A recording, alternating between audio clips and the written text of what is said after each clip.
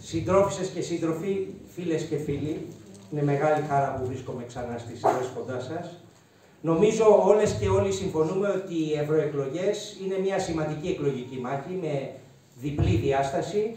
Θα καθορίσει προφανώς τους συσχετισμούς στο Ευρωπαϊκό Κοινοβούλιο και τις πολιτικές, εμείς λέμε αντιλαϊκές από χέρι, που θα παράξει η Ευρωπαϊκή Ένωση την επόμενη πενταετία, επηρεάζοντας κάθε πτυχή της καθημερινότητάς μας. Υγεία, παιδεία, ασφάλιση, εξωτερική πολιτική, οικονομία. Όμως όλοι το ομολογούν ότι οι ευρωεκλογές έχουν και μια εθνική διάσταση, δηλαδή θα καθορίσουν πόσο δυνατή ή αδύναμη. Σταθερή θέλει ο Πρωθυπουργός, αποσταθεροποιημένη λέμε εμείς. Αχαλήνωτη θέλει η κυβέρνηση, απονομιμοποιημένη λέμε εμείς, θα είναι η κυβέρνηση την επόμενη μέρα των εκλογών, για να ελοποιήσει τη γνωστή αντιλαϊκή της ατζέντα σε υγεία, παιδεία, οικονομικά, εργασιακά κ.ο.κ. Το ΚΚΕ σε αυτές τις ευρωεκλογές λέει στο λαό ότι βασικό κριτήριο ψήφου πρέπει να είναι οι ανάγκες του. Οι λαϊκές δηλαδή ανάγκες και το κατά πόσο οι ευρωνοσιακές ή κυβερνητικές πολιτικές ή τα κόμματα τα οποία υπηρετούν τις πολιτικές της Ευρωπαϊκής Ένωσης ικανοποιούν ή όχι αυτές τις ανάγκες. Γι' αυτό και το κόμμα θεωρεί, το ΚΚΕ θεωρεί, ότι βασικό κριτήριο ψήφου είναι η υγεία του λαού, είναι η δυνατότητά τους πρόσβαση σε υπηρεσίες υγείας, είναι η ποιότητα των υπηρεσιών υγείας που απολαμβάνει.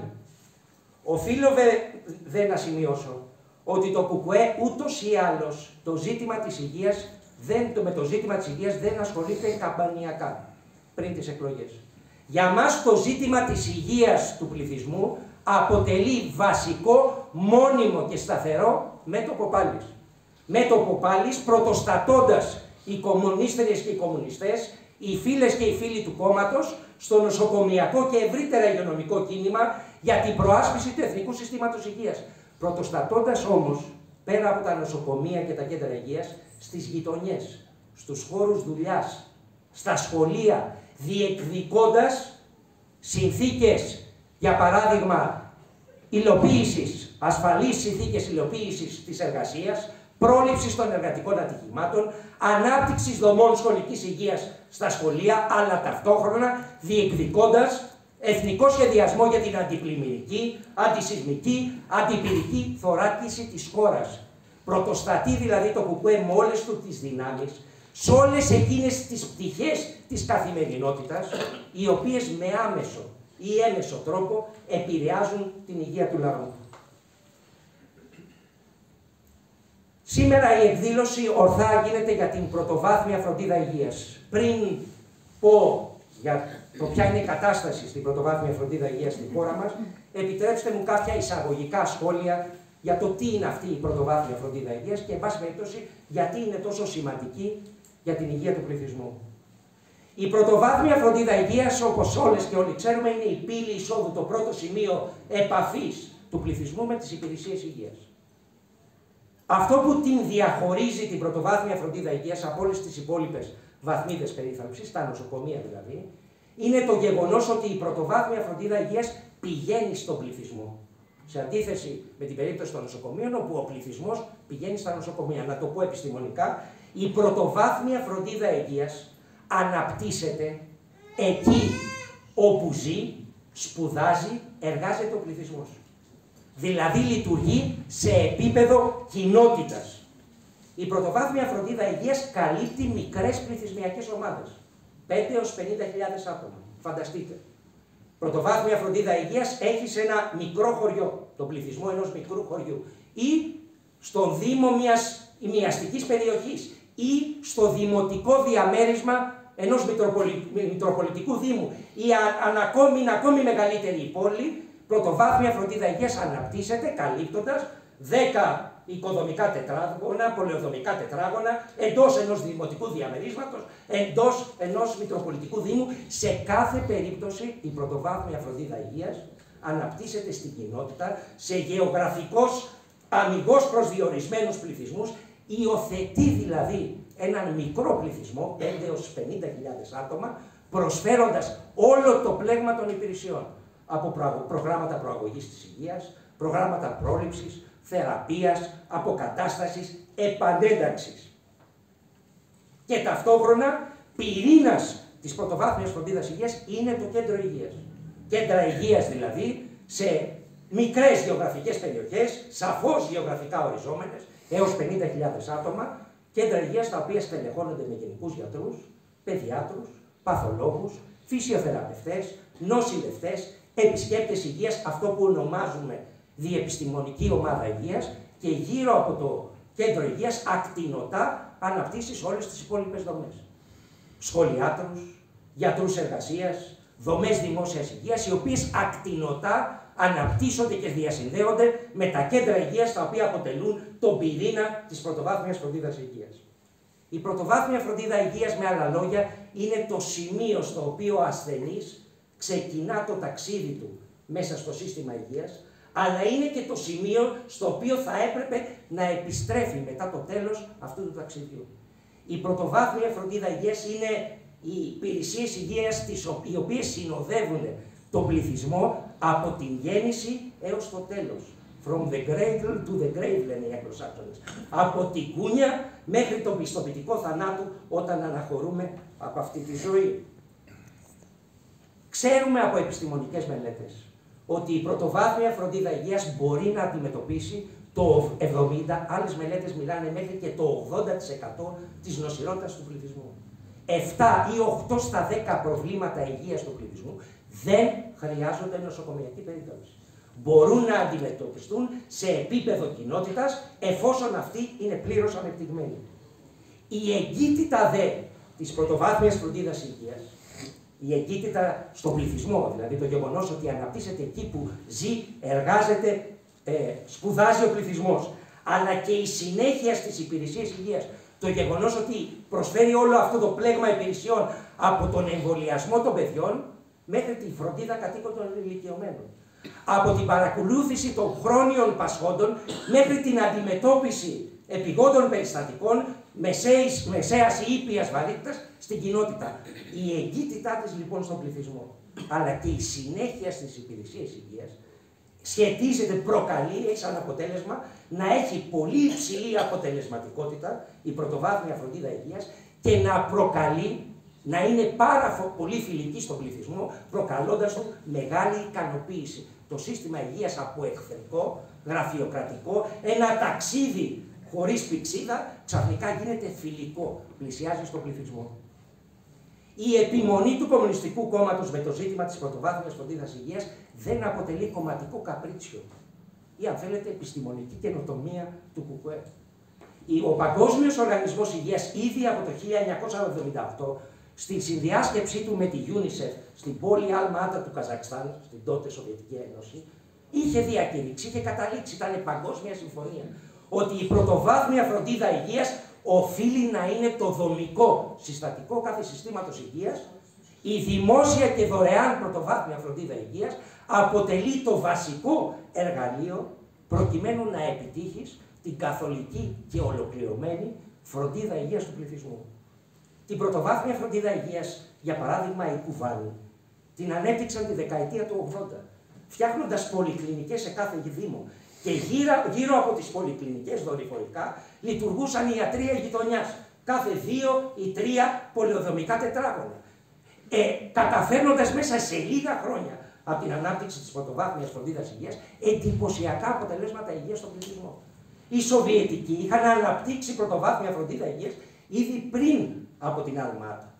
Αν έχετε την ευκαιρία, στην τελευταία έκδοση της σύγχρονης εποχής για τη δημόσια υγεία στη Σοβιετική Ένωση, περιγράφεται πώς ήδη από τη δεκαετία του 70 οι Σοβιετικοί είχαν αναπτύξει πολυκλινικές σε επίπεδο δήμων και είχαν εισάγει τον θεσμό του συνοικιακού γιατρού σχεδόν πάνω από το 50% του ιατρικού δυναμικού της χώρας τη δεκαετία του 70 στη Σοβιετική Ένωση, απασχολούνταν στην πρωτοβάθμια φροντίδα υγείας. Επιτυχάνοντας δηλαδή το αυτονόητο, ένα σύστημα υγείας του οποίου ο βασικός όγκος των υπηρεσιών επικεντρώνεται στην πρωτοβάθμια φροντίδα υγείας, προκαλώντας υψηλή αποτελεσματικότητα των υπηρεσιών υγείας, ένα σύστημα υγείας φιλικό προς τον πληθυσμό. Τώρα λίγα λόγια για την κατάσταση της πρωτοβάθμιας φροντίδας υγείας στην Ελλάδα. Γενικά δεν είμαι πεισμένος ότι η απαρίθμηση των προβλημάτων πείθει. Έχω την εντύπωση ότι πολλές φορές κουράζει, μπορεί και να απογοητεύει. Γι' αυτό θα επικεντρωθώ σε 4 διαπιστώσεις, στρατηγικού αν θέλετε τύπου, σε μάκρο επίπεδο, σχετικά με την πρωτοβάθμια φροντίδα υγείας. Ο συνδυασμός των 4 αυτών διαπιστώσεων αναδεικνύει και το βασικό πρόβλημα της πρωτοβάθμιας φροντίδας υγείας στην Ελλάδα, υποδεικνύει ο συνδυασμός των 4 αυτών διαπιστώσεων και τη λύση του προβλήματος για την πρωτοβάθμια φροντίδα υγείας στη χώρα μας. Διαπίστωση πρώτη. Η χρόνια υποστελέχωση της πρωτοβάθμιας φροντίδας υγείας είναι το βασικό εργαλείο για την αποδιάρθρωσή της. Να κάνω μια εισαγωγική παρατήρηση. Ένα σύστημα υγείας αποτελείται από τις υποδομές του, κινητές και ακίνητες. Κτίρια, νοσοκομεία, κέντρα υγείας, ασθενοφόρα, τον ιατροτεχνολογικό του εξοπλισμό, μηχανήματα, διαγνωστικά μέσα, χειρουργικά εργαλεία, από την βιοιατρική τεχνολογία που χρησιμοποιεί, φάρμακα, ιατρική πληροφορική και το προσωπικό του. Αλλά η πραγματικότητα είναι διαφορετική. Το σύστημα υγείας δυστυχώς δεν είναι ούτε τα ντουβάλια του, ούτε τα μηχανήματά του, ούτε τα φάρμακά του, είναι πρωτίστως οι άνθρωποι που το λειτουργούν. Να το πω διαφορετικά. Μπορείς να έχεις χιλιάδες κλίνες μονάδων εντατικής θεραπείας και αναπνευστήρες. Αν δεν έχεις ανθρώπινο δυναμικό να τις λειτουργήσει, τα μηχανήματα αυτά δεν είναι τίποτα άλλο από κάτι μηχανήματα με λαμπάκια που αναβοσβήνουν. Μπορεί να έχεις εκατομμύρια εμβόλια, αλλά αν δεν έχεις υγειονομικό προσωπικό στις δομές δημόσιας υγείας ή στην πρωτοβάθμια φροντίδα υγείας για να εμβολιάσουν τον πληθυσμό, τα εμβόλια αυτά είναι φιαλίδια τα οποία στοκάρει σε ένα ψυγείο.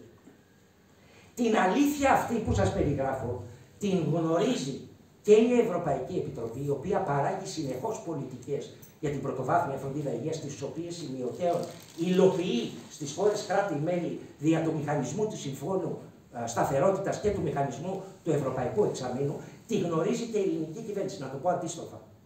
Γνωρίζουν δηλαδή και η Ευρωπαϊκή Ένωση και οι νεοφιλελεύθερες κυβερνήσεις, οι οποίες θέλουν να αποδομήσουν την δημόσια υγεία, ότι αν θέλεις να αποδιαρθρώσεις ένα δημόσιο σύστημα υγείας, δεν έχεις να κάνεις τίποτα άλλο από το να αποδιαρθρώσεις το ανθρώπινο δυναμικό.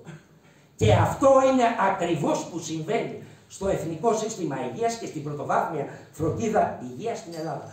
Μπορεί να χρειαστεί να κλείσεις και υποδομές. Δεν αντιλέγω. Η Γερμανία ακόμη και σήμερα κλείνει νοσοκομεία. Στην πραγματικότητα το κράτος μεταφέρει τα νοσοκομεία στους Δήμους. Οι Δήμοι δεν αντέχουν τα ελλείμματα που παράγουν τα νοσοκομεία ή τα κλείνουν, τα πουλούν σε ιδιώτες. Συνέβη και στην Ελλάδα την περίοδο των μνημονίων, όπου έκλεισαν 7 νοσοκομεία, το Ίκα Παναγία, το Λιμωδόν. Αλλά, εν πάση περιπτώσει, το κλείσιμο υποδομών, το να κλείνω ένα κέντρο υγείας ή ένα νοσοκομείο, ένα δημόσιο νοσοκομείο, είναι γενικά αντιδημοφιλείς πολιτικές, οι οποίες, αν θέλετε, αποτελούν επιλογή ίστατης καταφυγής. Κατά κανόνα, η αποδιάρθρωση του συστήματος υγείας περνά μέσα από την αποδιάρθρωση του ανθρώπινου δυναμικού του, τη διαρκή μισθολογική εργασιακή απαξίωσή του, τη συρρίκνωσή του. Να πω κάποια ενδεικτικά στοιχεία. Κατά την πρώτη φάση της οικονομικής κρίσης στην Ελλάδα, την περίοδο 2010-2015, χάθηκαν από τα δημόσια νοσοκομεία της χώρας πάνω από 18.000 θέσεις εργασίας. Το 20% του ανθρώπινου δυναμικού του ΕΣΥ μέσα σε 5 χρόνια εξαηλώθηκε. Είναι άνθρωποι οι οποίοι συνταξιοδοτήθηκαν ή απολύθηκαν, ουδέποτε αντικαταστάθηκαν. Οι μισές από αυτές τις εργασιακές θέσεις ήταν θέσεις γιατρού και νοσηλευτικού προσωπικού. Ακόμη και κατά τη διάρκεια της πανδημίας, την περίοδο, σας θυμίζω, της δημοσιονομικής χαλάρωσης της Ευρωπαϊκής Ένωσης, με τον Πρωθυπουργό να εμφανίζεται μετανιωμένος και να δηλώνει πίστη στο Εθνικό Σύστημα Υγείας, το οποίο θα μας σώσει από την πανδημία, ακόμη και την περίοδο της πανδημίας, στα νοσοκομεία του Εθνικού Συστήματος Υγείας έγιναν 7.000 προσλήψεις προσωπικού, το 95,5% των οποίων ήταν επικουρικό προσωπικό. Με εξάμηνες συμβάσεις, μονοετής συμβάσεις, διετής συμβάσεις, ακόμη και σήμερα αυτοί οι άνθρωποι δεν έχουν μονιμοποιηθεί. Στην πρωτοβάθμια φροντίδα υγείας η κατάσταση είναι δυστυχώς ακόμη τραγικότερη.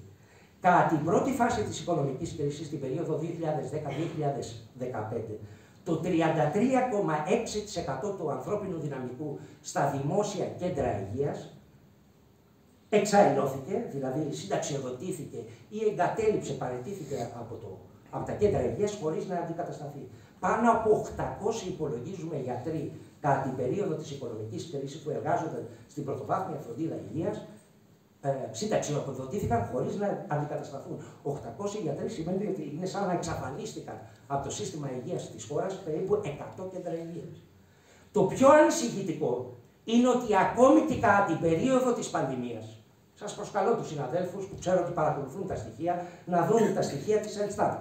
Κάθε χρόνο η Ελστάτ δημοσιεύει μια έκθεση για την κατάσταση της πρωτοβάθμιας φροντίδας υγείας στην Ελλάδα. Επίσημα λοιπόν στοιχεία της Ελστάτ δείχνουν ότι ακόμη και κατά τη διάρκεια της πανδημίας, την περίοδο 2020, 2021, 2022, το ιατρικό προσωπικό στα κέντρα υγείας του ΕΣΥ ελαττώθηκε κατά 10%. Πάνω από 300 δηλαδή γιατροί είτε συνταξιοδοτήθηκαν και δεν αναπληρώθηκαν ποτέ ή παραιτήθηκαν. Επιβεβαιώνοντας αυτό το οποίο ξέραμε ανεκδοτολογικά, το ακούγαμε κατά καιρούς και στις ειδήσεις, περιπτώσεις δηλαδή γιατρών σε αγροτικές περιοχές ή σε δύσκολες περιοχές που λειτουργούν στην πρωτοβάθμια φροντίδα υγείας, οι οποίοι απειβδισμένοι από τη μισθολογική και εργασιακή τους απαξίωση εγκαταλείπουν το εθνικό σύστημα υγείας χωρίς να αναπληρώνονται. Η δεύτερη διαπίστωση που θέλω να κάνω αφορά στον πραγματικό κατακαιρματισμό, αυτή την πασπερμία των πρωτοβάθμιων υπηρεσιών στη χώρα μας, το άναρχο σύστημα πρωτοβάθμιας φροντίδας υγείας, με ό,τι αυτό επιπτώσεις έχει στην πρόσβαση του πληθυσμού σε υπηρεσίες υγείας. Τώρα να πω ότι η πρωτοβάθμια φροντίδα υγείας στην Ελλάδα, όλοι το ομολογούμε, είναι ο μέγας ασθενής του συστήματος υγείας. Οι ανεπάρκειες της πρωτοβάθμιας φάνηκαν, αν θέλετε, με θορυβώδη τρόπο κατά τη διάρκεια της πανδημίας. Και ένας λόγος του ότι η πρωτοβάθμια είναι ο μέγας ασθενής δεν είναι μόνο η υποστελέχωση, αλλά και ο οργανωτικός κατακαιρματισμός, ο οποίος έχει πολύ μεγάλο ιστορικό βάθος, δεν θα μπω σε λεπτομέρειες, με την έννοια ότι είναι το αποτέλεσμα 90 χρόνων στρεβλών μεταρρυθμίσεων, νεοφιλελεύθερων μεταρρυθμίσεων οι οποίοι σε πάση περιπτώσει αρνιόντουσαν να υλοποιήσουν πρωτοβάθμια φροντίδα υγείας στην Ελλάδα. Στην Ελλάδα, σας θυμίζω, συναντάμε μια πανσπερμία δομών πρωτοβάθμιας φροντίδας υγείας. Θυμηθείτε, μετρήστε μαζί μου. Κέντρα υγείας αγροτικού τύπου, τα οποία λειτουργούν σε αγροτικές περιοχές, λειτουργούν σε 24ωρη βάση, παρέχουν κυρίως υπηρεσίες γενικής ιατρικής, είναι περίπου 200 τον αριθμό, με 1000 περιφερειακά ιατρεία. Τα κέντρα αυτά υγείας του ΕΣΥ είναι αυτά τα οποία χτυπήθηκαν περισσότερο από άποψη αποδυνάμωσης, τελεχικής αποδυνάμωσης, στα χρόνια, τα αποκαλούμενα χρόνια της δημοσιονομικής προσαρμογής, στα χρόνια των μνημονίων. Ταυτόχρονα πέρα από τα κέντρα υγείας αγροτικού τύπου, έχουμε και τα κέντρα υγείας αστικού τύπου. Τα πρώην κέντρα υγείας του παιδί, τα πρώην πολυιατρία του ΙΚΑ, 100 τον αριθμό, τα οποία λειτουργούν όχι σε 24ωρη βάση, 8 με 3 πρωινό ωράριο, παρέχουν όχι υπηρεσίες γενικής ιατρικής, αλλά υπηρεσίες ειδικοτήτων. Τα κέντρα αυτά υγείας του παιδί σε αστικές περιοχές, στη Θεσσαλονίκη για παράδειγμα, στην Τούμπα, στον Εύωσμο, στη Νεάπολη και ούτω καθεξής, βρίσκονται σε μια σταδιακή πορεία απαξίωσης. Πρακτικά η κυβέρνηση περιμένει να συνταξιοδοτηθεί όλο το πρώην προσωπικό, οι γιατροί του ΙΚΑ, έτσι ώστε να οδηγήσει αυτά τα κέντρα υγείας σε οριστικό κλείσιμο. Τρίτη διαφορετική δομή, οι τόμοι, οι τοπικές μονάδες υγείας. 137 τον αριθμό ανά την Ελλάδα, αποτελούν, σας θυμίζω, δομή η οποία εμφανίστηκε κατά τη διάρκεια της οικονομικής κρίσης. Είναι απόφαση την οποία πήρε τότε η κυβέρνηση ΣΥΡΙΖΑ-ΑΝΕΛ.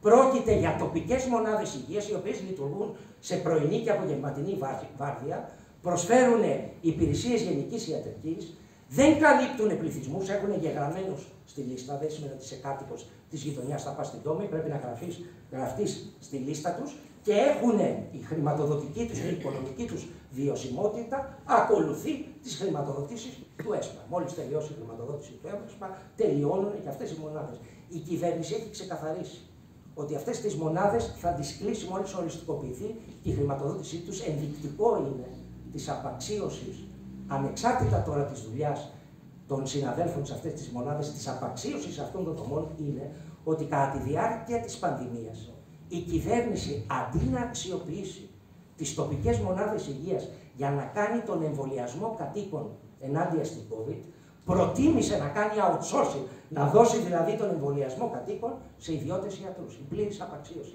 Να μην τους δώσει δηλαδή αντικείμενο δουλειάς, να τους οδηγήσει. Αυτή είναι, αν θέλετε, η δεύτερη μεγάλη διαπίστωση, το γεγονός ότι η πρωτοβάθμια φροντίδα υγείας εδώ και 90 χρόνια βρίσκεται σε μια διαδικασία, εκτός από υποστελέχωσης, υποχρηματοδότησης, σε μια διαδικασία διαρκούς κατακερματισμού.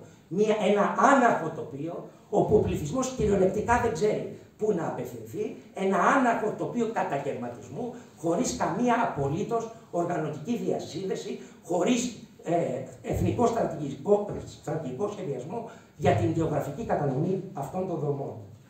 Η διαπίστωση τρίτη είναι ότι δίπλα στην υποστελέχωση των κέντρων υγείας του ΕΣΥ, δίπλα στον οργανωτικό κατακερματισμό των δημόσιων υπηρεσιών υγείας, αυτοί οι δύο παράγοντες έχουν σαν αποτέλεσμα, τι κάνει μια στα κεραμίδια, το προφανές, τις τεράστιες δυσκολίες που αντιμετωπίζει ο πληθυσμός στην πρόσβασή του σε υπηρεσίες πρωτοβάθμιας φροντίδας υγείας.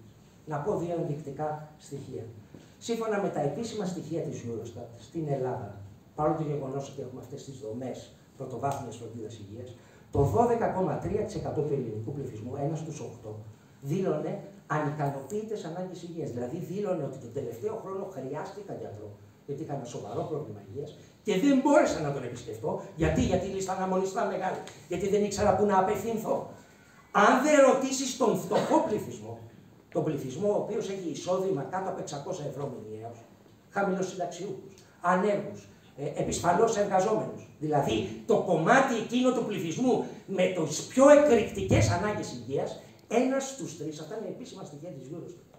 Το 33% αυτού του πληθυσμού δηλώνει ανικανοποίητες ανάγκες υγείας. Ότι τον χρειάστηκα το γιατρό και δεν μπόρεσα να τον προσεγγίσω. Ομοίως, διαδοχικές έρευνες του Ευρωβαρόμετρου, δείτε και την τελευταία που δημοσιεύτηκε πριν από λίγες μέρες, δείχνει ότι το 70 με 80% του ελληνικού πληθυσμού δηλώνει δυσαρεστημένο από το σύστημα υγείας και βασικός αίτιο της δυσαρέσκειάς του είναι η τεράστια δυσκολία που αντιμετωπίζει στην πρόσβασή του στις υπηρεσίες υγείας. Διαπίστωση τέταρτη. Τη στιγμή λοιπόν που η δημόσια πρωτοβάθμια φροντίδα υγείας παραπέει λόγω του οργανωτικού της κατακαιρματισμού που είναι προϊόν, ξαναλέω, συνειδητών επιλογών. Δεν είναι ότι δεν ξέρουμε πώς να φτιάξουμε ενιαία και ολοκληρωμένη πρωτοβάθμια φροντίδα υγείας. Το έκαναν οι Κουβάνοι και η Σοβιετική Ιδία τη δεκαετία του 70. Ξέρουμε να το κάνουμε. Άρα, τη στιγμή λοιπόν που η πρωτοβάθμια φροντίδα υγείας παραπέει, δημόσια πρωτοβάθμια φροντίδα υγείας παραπέει, τη στιγμή που η δυσανασχέτιση του πληθυσμού, οι ανικανοποίητες ανάγκες του πληθυσμού εκρήγνεται, την ίδια στιγμή στην Ελλάδα αναπτύσσεται ένας ιδιωτικός τομέας, ο οποίος είναι ιδιαίτερα αμφιρός, παρουσιάζοντας το ένα ρεκόρ μετά το άλλο, όσον αφορά τον κύκλο εργασιών του, τις πωλήσεις του δηλαδή και τα κέρδη του. Και επιτρέψτε μου τώρα, είμαι πανεπιστημιακός, εργάζομαι στο πανεπιστήμιο. Ο ιδιωτικός τομέας υγείας στην Ελλάδα είναι σε ένα, πώς να το πω, ράλι επενδύσεων. Και τελευταίο κομμάτι αυτής της επενδυτικής του φρενίτιδας είναι η περίπτωση της CVC Capital Partners, ένα κερδοσκοπικό πολυεθνικό φαν, το οποίο έχει αγοράσει μεταξύ των άλλων το Υγεία, το Metropolitan, το οποίο μαζί με την Ιατρική Σχολή της Λευκωσίας, η ιδιωτική ιατρική σχολή, θα φτιάξουν την πρώτη ιδιωτική ιατρική σχολή στο ελληνικό με τη Lambda Development. Για να πατήσουν και πόδι πλέον, εκτός από την πρωτοβάθμια φροντίδα υγείας, τα νοσοκομεία, το φάρμακο, να πατήσει πόδι ο ιδιωτικός τομέας και στην εκπαίδευση των γιατρών.